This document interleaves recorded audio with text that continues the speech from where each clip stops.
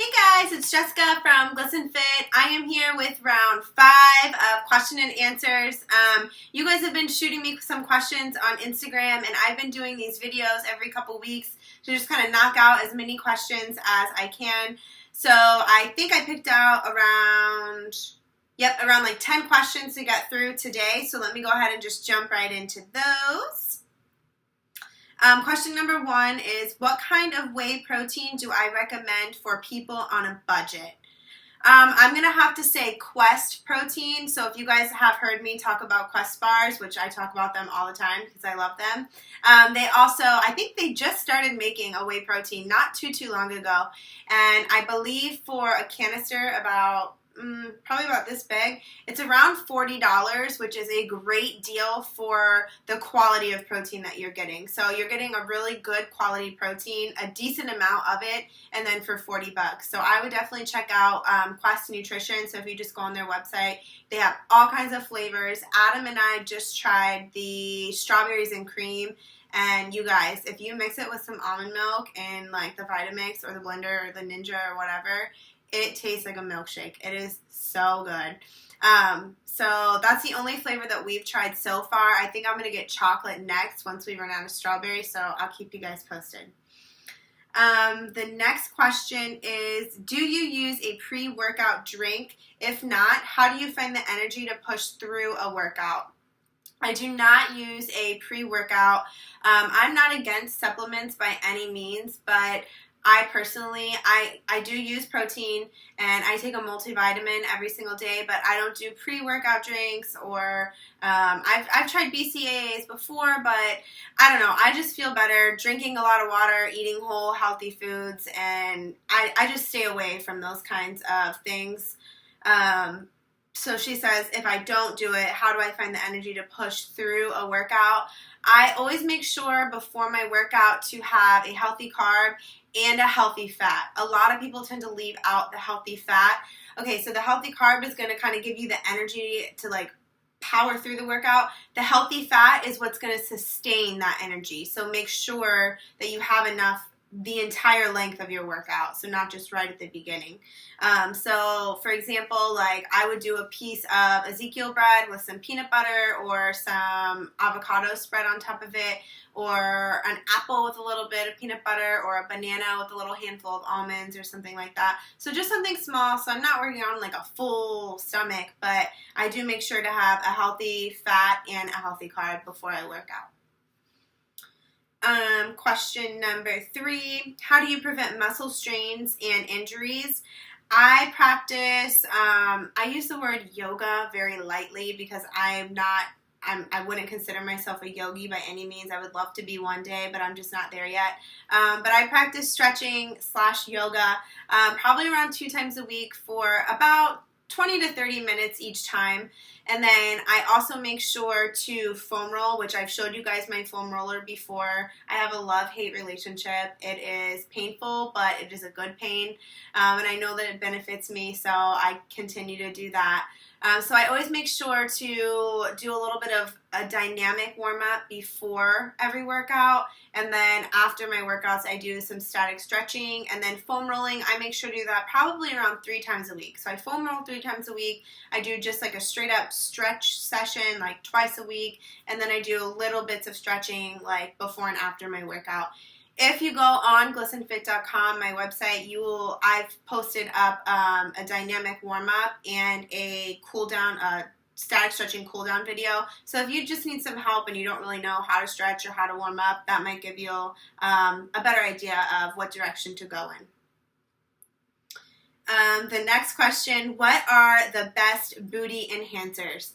Actually, if you guys go on my website and so if this is like the top of the page, if you're looking on it'll be your right-hand side, just a little ways down, probably about halfway down, there's a little section where you can sign up for my weekly, I don't like the word newsletter, but it's kind of a newsletter.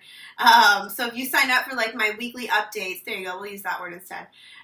You will automatically receive, I think it's a 12-page PDF booklet of my 5 favorite booty building moves. And then at the very end of the booklet, it goes on to give you guys a workout to do in order to help build that booty a little bit, because I know that women are obsessed with building their butts. So if you just go on glissenfit.com again, and then on the right hand side you'll see where you can sign up to get that little booklet, and those are my 5 go-to booty building moves right there. The next question, how do you cook your Brussels sprouts? I know there's a lot of ways you can buy them. You can buy them frozen, you can buy them fresh.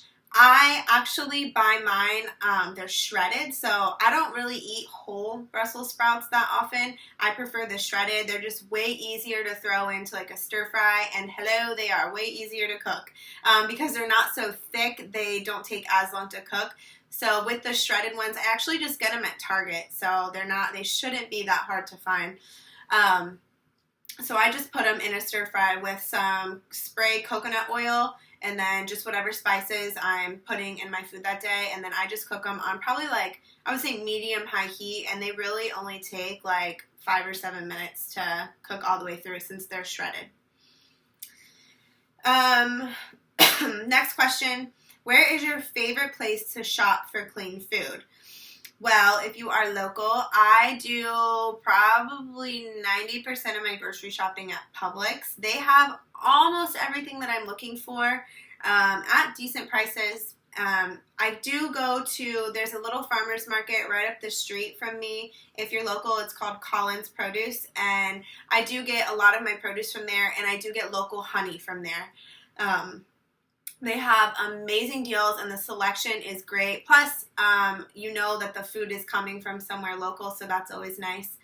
And then another one that you guys might not expect, Amazon. Yes, I get some of my healthy food online. I get my Quest bars on Amazon, my chia seeds on Amazon, my hemp hearts on Amazon.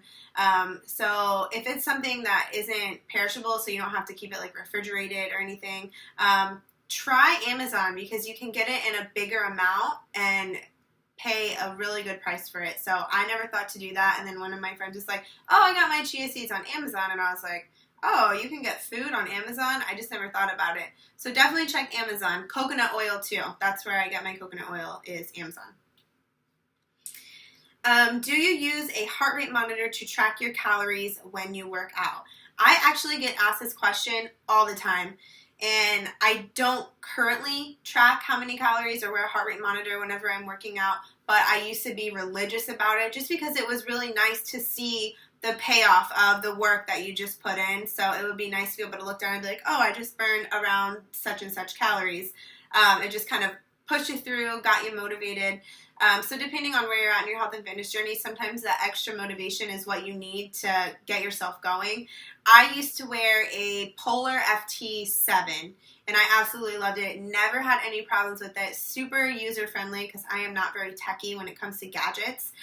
So I needed something that was just really simple and to the point and got the job done. So I would definitely look into Polar watches if you are looking for some kind of fitness tracker.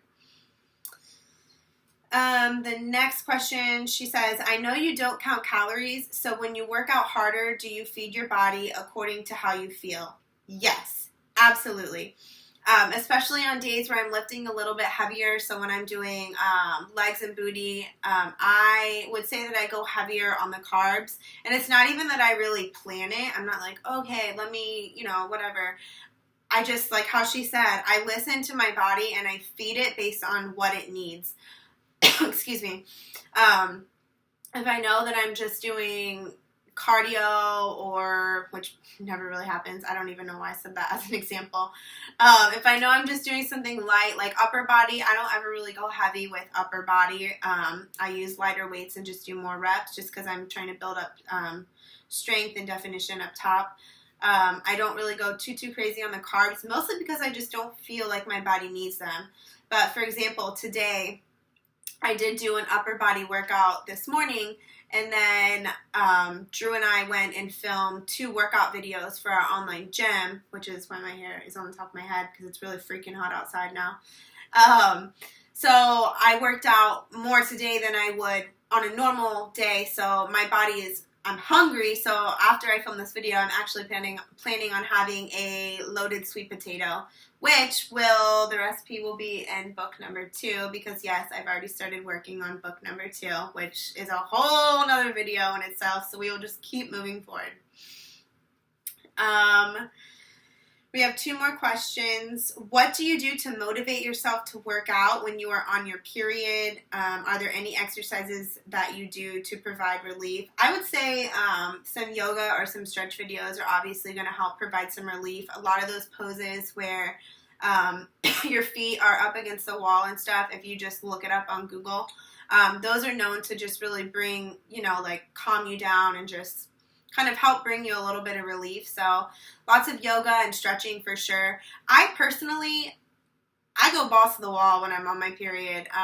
It doesn't really hold me back. I used to get really bad cramps, really bad acne. I still do get mood swings. Sorry, husband, about that. But ever since that I've been drinking more water and just really focusing on eating clean, whole, healthy foods, my periods have gotten a lot shorter and a lot lighter, and I haven't had to deal with cramps as much. So if you really just focus in on your diet too, that's going to help kind of bring some relief there. But I would say definitely focus on some stretching and yoga. And then maybe just take your workouts down like half a notch. So if you're doing a lot of HIIT training, maybe do a little bit of isolation work and just kind of feel it out. Whatever works for your body, there's not a right or a wrong answer. So you just kind of have to do a little bit of guesswork until you figure out what works best for you. And then the last question, how do you avoid social eating when you're out with friends or you're not at home? I think I've kind of touched on this a little bit before. This isn't really an issue for me, mostly because my friends expect me to either pack my own food whenever we go somewhere, or they expect me to order some crazy thing off the menu wherever we're going to eat. And by crazy, I mean I will zone in and pick what I want on the menu, but then I make probably about like 4 or 5 changes. So I'm kind of like creating my own entree, which do not be embarrassed to tell your waiter what you want. Like, you shouldn't feel like you're hindered, like, by going out to eat. If you want to tell them that you want your fish cooked with not cooked in butter, tell them that you don't want it cooked in butter. If you don't want a side of fries and your meal comes with a side of fries, ask them if they can swap it out for a side of veggies. It's really not that big of a deal. I know at first you're like, I feel kind of weird, or I feel bad, or I feel picky. Who cares? It's your body. You only get one, so take care of it and don't let anything get in the way of your goals. And if you're going out with friends and there's just really no healthy options where you're at, you can either eat before, which is what I will typically do, so that you're not like starving whenever you go out. Maybe, just get a little appetizer or whatever, just if you feel like you still want to get something when you go out. But try to load up before on healthy carbs, healthy fats, and protein, just to keep you full and keep you feeling sustained.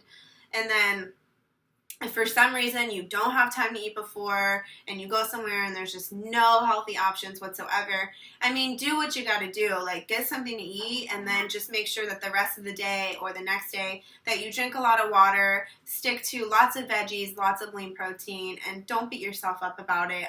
Just make the best choices that you can make.